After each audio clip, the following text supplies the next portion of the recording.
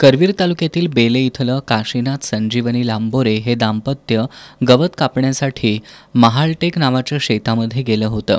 गवत कापत असताना त्यांना बिबटे आणि 2 लहान बछडी दिसून आली। सकाळी आम्ही आमच्या महालटेकावरती गवत कापण्यासाठी गेलतो आणि तिथं गवत कापत असताना 3 बिबटे आलेत।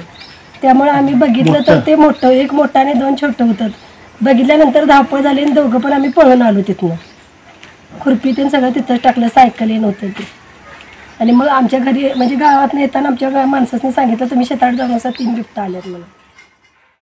दरम्यान परिते इथल्या अजित पोते आणि अशोक कारंडे या शेतकऱ्यांनाही मादी बिबट्यासह 2 बछडी दिसल्याचं ते सांगतायत।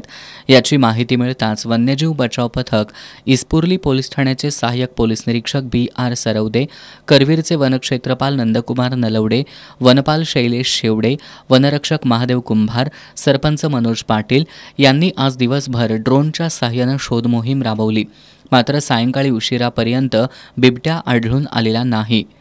परिते गावामध्ये घाटमाथा म्हणून परिसर आहे। यामध्ये लांबोरे काशीनाथ बेले यांना बिबट हा वन्यप्राणी प्रत्यक्षदर्शी दिसून आला। तसेच परिते येथील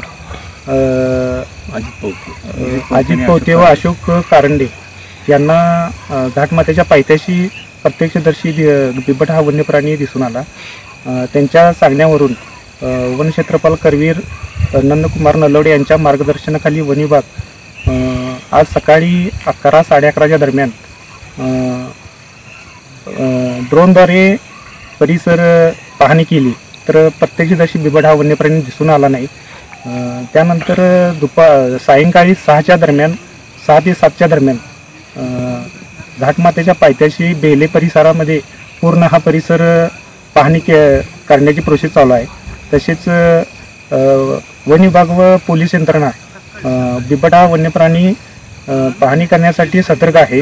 मी लोकांना ह्या भागातील लोकांना सतर्कतेचा इशारा तसेच याच्या माध्यमातून काही न्यूज वगैरे बिबट हा वन्यप्राण्याची प्रत्यक्ष व्हायरल झालेला आहे, तरी मी लोकांना आवाहन करतो की कोणत्याही अफवावरती विश्वास ठेवू नका, तसेच गुन्ह्यास पात्र होऊ नका। वनविभागाची रात्रीही शोध मोहीम सुरू राहणार आहे। सध्या सोशल मीडियावर AIच्या माध्यमातून तयार केलेले बिबट्याचे फोटो व्हायरल होत असून नागरिकांनी अफवांवर विश्वास ठेवू नये, मात्र खबरदारी घ्यावी असं आवाहन वनविभागाकडून करण्यात आलंय।